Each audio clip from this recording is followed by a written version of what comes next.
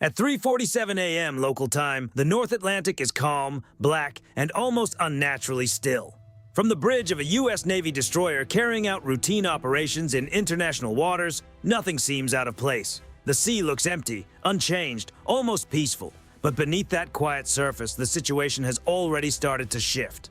Inside the Combat Information Center, a fresh radar contact appears. At first, it seems ordinary enough. A large surface vessel, steady speed, no unusual movement, nothing dramatic. Then, within seconds, the system flags it. The contact is not drifting. It is not moving alongside. It is closing in. The range reads 28 nautical miles. Speed is increasing. Course is direct. The radar signature matches a Russian Navy surface combatant. By itself, that is not unusual. Russian warships regularly shadow U.S. vessels across major waterways around the world. Both sides understand the pattern. Keep your distance. Match movements professionally. Use radio communication if necessary. Stay predictable. Let the encounter end without incident. But this time, something is different. Rather than maintaining lateral separation, the Russian vessel adjusts its heading by a few careful degrees. It is a subtle move, clean and deliberate, yet enough to place the U.S. destroyer directly along its projected path. The closest point of approach begins shrinking fast. 20 miles. 18. At that distance, intent matters more than appearance. The American ship is an Arleigh Burke-class guided missile destroyer, built for air defense, surface operations, and missile interception. Its sensors are constantly active. Its crew is trained to notice patterns long before danger becomes obvious. And at this moment, every system on board is quietly tracking a Russian warship entering what sailors call the decision zone. The bridge gets the update from CIC without drama. No shouting, no rushed movement, just a calm report. Russian surface contact altering course. CPA decreasing. The captain does not answer right away because he does not need to. Procedures are already underway. The officer of the deck acknowledges the report. The helmsman keeps course and speed steady. On the surface, nothing changes. That is intentional too. Both vessels are legally allowed to be there. No law has been broken. But encounters at sea are rarely just about legality. They are about pressure, about nerve, about who reacts first and who forces that reaction. The Russian ship continues to close. At 14 nautical miles, long-range optics sharpen the view. Twin masts, forward gun mount. The unmistakable outline of a modern Russian combatant, a vessel designed to project presence as much as power. Sailors can now be seen on deck. Activity increases near the bridge. Antennas rotate. Sensors sweep the horizon. Aboard the U.S. destroyer, the electronic warfare team shifts into passive collection. No interference, no active transmission, just listening. Every radar pulse from the Russian ship is recorded. Frequency, strength, duration. Every course change is marked with a timestamp. This is not overreaction. It is routine for this kind of encounter. In modern naval operations, information can matter just as much as hardware. The radio remains silent. By standard maritime practice, there would often be a bridge-to-bridge hail by now. A short professional exchange clarifying intentions. None comes. 10 nautical miles. At this range, modern anti-ship systems would need only minutes to cover the distance if anyone ever made that choice. No one on either side appears to be moving toward that point, but everyone involved understands the geometry. This is no longer casual shadowing. Inside CIC, the tactical picture becomes sharper and more serious. The Russian vessel's speed steadies, but its heading does not change. The CPA drops below 5 nautical miles. That is close enough to force real decisions. The U.S. destroyer does not alter course. Not out of pride, not out of stubbornness, out of doctrine. A heading change now would send a message that pressure achieved its goal. Holding steady sends a different message: control, confidence, discipline. The captain knows every move will be examined later, not only by the ship crossing the water, but by higher commanders, analysts, and possibly entire governments. 8 nautical miles. The bridge feels heavier now, though still calm. No alarms, no dramatic soundtrack, just the hum of equipment and the deep, steady rhythm of a warship cutting through open ocean. Then a new detail appears on the tactical display. The Russian ship changes radar mode. It is not a fire control lock, not yet. But it is no longer simply broad area scanning. The difference is subtle, almost invisible to anyone without training. To the crew of the destroyer, however, it says one thing clearly.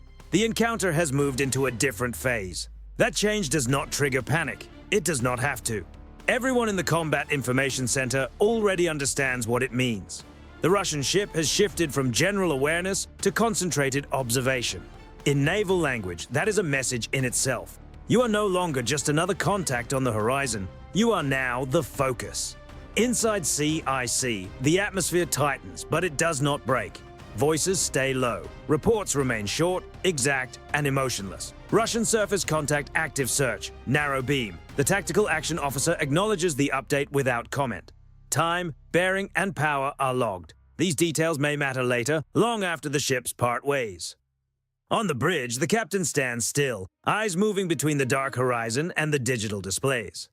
He has spent enough time at sea to know the difference between coincidence and choreography.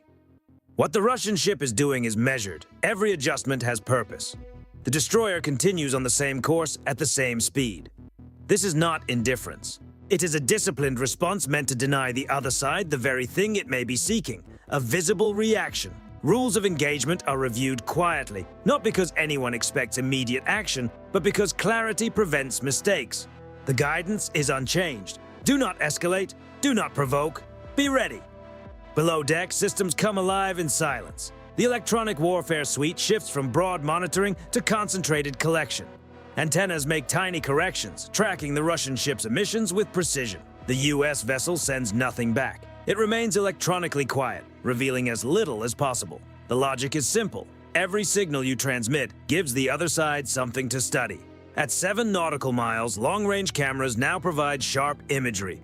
The Russian crew is clearly visible. No weapons appear actively manned. No obvious preparations suggest immediate action. Still, posture matters. Sailors gather near sensor arrays. The bridge glows brighter as personnel move inside. This remains a professional standoff, but professional does not mean harmless. Another update reaches the bridge from CIC, CPA, now under 3 nautical miles. Holding. 3 miles may not sound dangerous to civilian traffic. For warships moving at speed, it is extremely close. At this distance, even a small, unexpected maneuver could force immediate decisions on both sides. The captain considers the options. Changing course would lower immediate risk, but it would also change the story of the encounter. The Russian ship would gain what it appeared to come for, proof that pressure produced movement, so the order remains the same. Maintain course, maintain speed, no one questions it. U.S. naval training teaches officers to think beyond the instant in front of them. Every encounter becomes part of a larger pattern. Yield once and you may invite the same behavior again. Hold steady and you establish a different expectation. Inside CIC, another layer is added to the picture. Acoustic sensors report nothing unusual. No submerged contacts, no signs of underwater activity. The danger here is not hidden beneath the sea. It is visible, intentional, and unfolding in full view. The Russian ship closes to 5 miles, still no radio call. That silence says more than words could.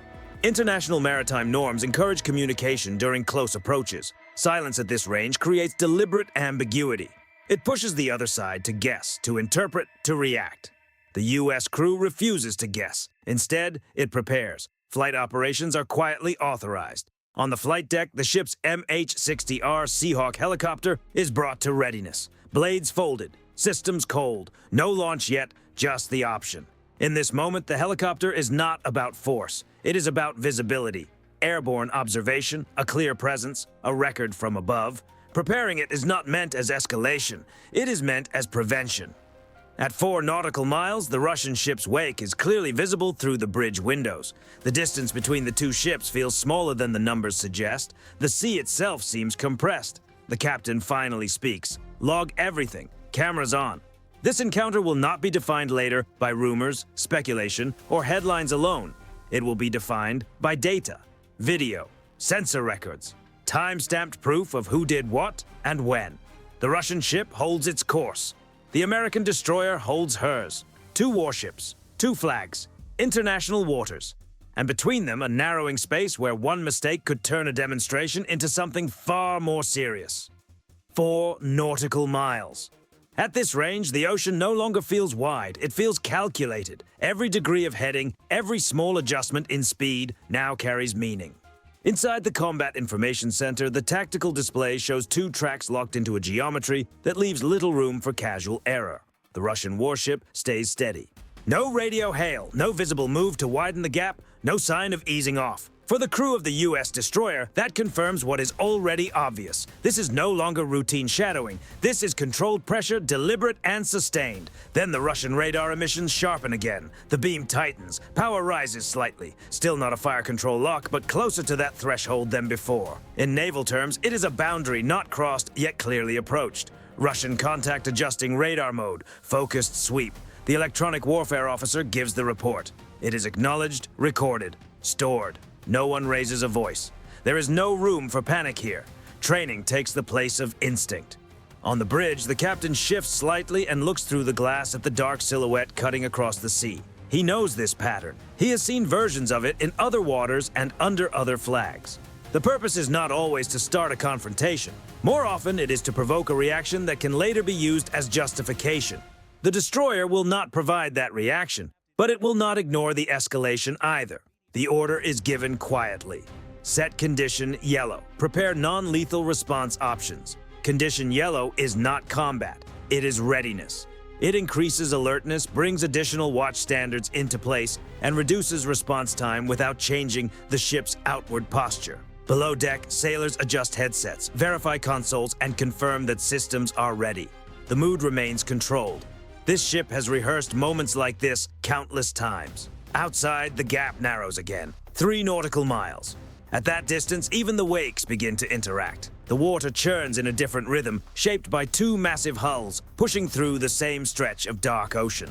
On the Russian deck, crew members are easy to see now. Some face forward, others turn and watch the U.S. destroyer directly. Long-range optics capture every movement. The images are crisp, faces, gestures, positions. This is no longer just awareness. It is documentation. It is evidence being gathered in real time, because every second of this encounter may matter later. And in the darkness of the North Atlantic, with both ships holding course and neither side choosing to blink, the sea becomes more than open water. It becomes a stage for precision, pressure, and control, where the smallest decision can carry consequences far beyond the horizon. The Russian ship's radar sweeps across the water once more. To an untrained observer, almost nothing seems different. The shift is subtle, easy to miss. But to the U.S. electronic warfare team, the meaning is clear. This is a probe. They are measuring response time, discipline, and limits. They are testing how far they can press without triggering a reaction that pushes the situation beyond their own control.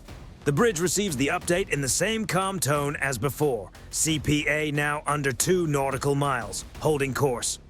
2 miles by itself is not automatically dangerous, but distance at sea is never judged by numbers alone. Intent is what turns proximity into risk. The captain weighs the next step carefully. Choosing not to act is still an action, but allowing the Russian vessel to keep closing without any visible response could create the impression of passivity. And in encounters like this, perception can matter almost as much as the physical reality. He gives a small nod and makes his decision.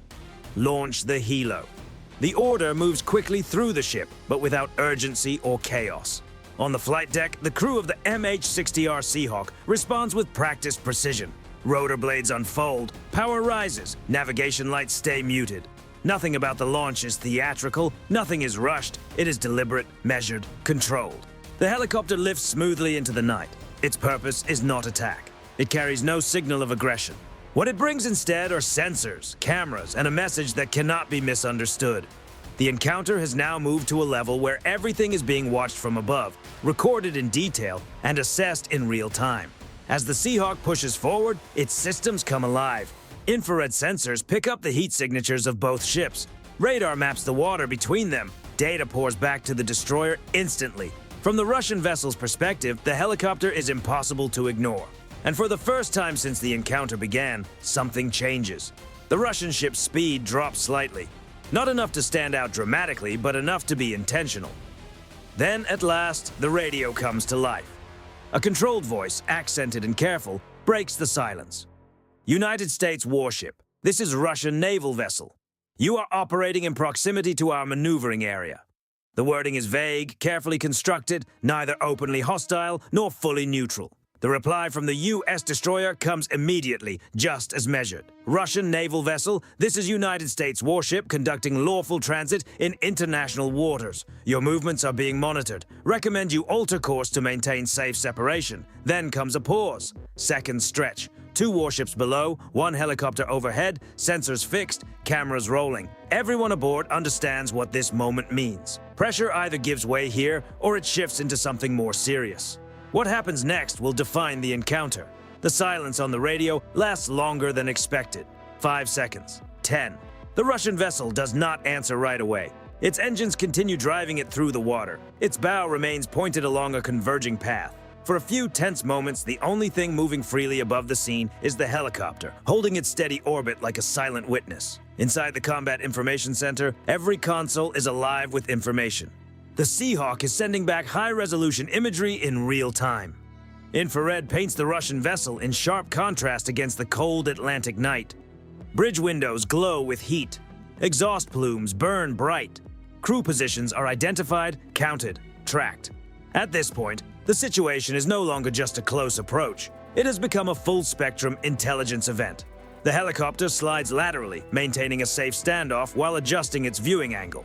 Its presence is now unmistakable. The thump of its rotor blades travels across the water. On the Russian deck, sailors look up. Some raise their hands toward their faces, others point. Every reaction is captured. Then another small but meaningful detail appears on the tactical display. The Russian ship's radar emissions drop in power. They are not shut down. They are simply reduced. That matters. It suggests awareness. It suggests recalculation. It suggests that the Russian crew understands the balance of the moment. The U.S. destroyer still does not alter course. The captain knows this is the decisive phase. Any overly forceful move now could undo the advantage already gained. The objective is not to force humiliation. It is to establish control and shape the story of the encounter through discipline. A new instruction goes to the helicopter pilot. Hold orbit, activate visual deterrent. The Seahawk dips its nose slightly. A non-lethal green laser pulses once, then again steady and controlled. The beam lands just below the Russian ship's bridge windows. Bright, impossible to miss, harmless but unmistakably deliberate. This is not a warning shot. It is a boundary marked in light. At the same time, the helicopter's loudspeaker comes alive. Russian naval vessel, you are approaching unsafely. Alter course immediately to maintain separation. Your actions are being recorded. The message is delivered first in English, then repeated in Russian. Clear, professional, unambiguous. And for the first time, the Russian vessel answers not with words, but with movement. Its speed drops by 2 knots, then a little more. The bow begins to drift off the converging line. At first, it is only a few degrees, not a dramatic turn, not an obvious retreat, just enough to start widening the closest point of approach. Inside CIC, the update comes almost immediately. Russian contact reducing speed, CPA increasing. No one celebrates, no one relaxes. These moments remain fragile. The situation can still change in seconds. A sudden reversal could pull both sides right back into the center of the confrontation. The helicopter keeps its orbit. Sensors remain fixed. The laser pulses once more and then stops. The point has been made. Repeating it would add nothing. On the bridge, the captain finally lets out a small breath. He says nothing. There is still no need for words. The Russian ship's turn becomes more noticeable. Its wake shifts. The water itself confirms the maneuver. On deck, crew members begin moving away from forward positions. Their posture changes. What had looked confrontational now begins to look cautious. Then the radio sounds again. United States warship, Russian vessel is altering course. No unsafe intent. The U.S. response is calm, almost flat in tone. Roger. Maintain safe distance. Nothing more. No triumphant language, no lecture, no threat, just professional acknowledgement. The Seahawk remains overhead for several more minutes, documenting the growing separation. 4 nautical miles, then 5, then 6. Enough room now for both ships to operate without pressure or ambiguity. Only after that does the order come. Return to ship. The helicopter climbs, arcs back toward the destroyer, and lands on the flight deck with practiced precision. Rotor blades fold, sensors go quiet. But everything it recorded remains. Below deck, analysts are already sorting the collection. Radar signatures, emission patterns, maneuvering behavior, reactions under measured pressure. None of this is treated like a prize. It is useful data, the kind that shapes future decisions. The Russian ship continues on its new course. It is still visible on radar, still present in the wider picture, but it is no longer imposing itself on the encounter. For all practical purposes, the event is over. From the outside, it might not seem dramatic. No weapons were used. No collision occurred. No immediate headlines announce what happened in the dark Atlantic. But in naval terms, the moment is decisive. The U.S. Navy did not force a change through raw power. It created one through discipline, visibility, and information control. The Russian ship tested the boundary and found that it was clearly marked. As the destroyer returns to routine watch, one truth settles quietly across the crew. The most powerful part of the encounter was not the approach. It was the response. And the side that controlled that response never had to raise a weapon. With the helicopter secured and the Russian ship steadily opening distance, the ocean gradually returns to its earlier stillness. The North Atlantic does not preserve moments the way people do. Waves erase tracks. Noise fades quickly.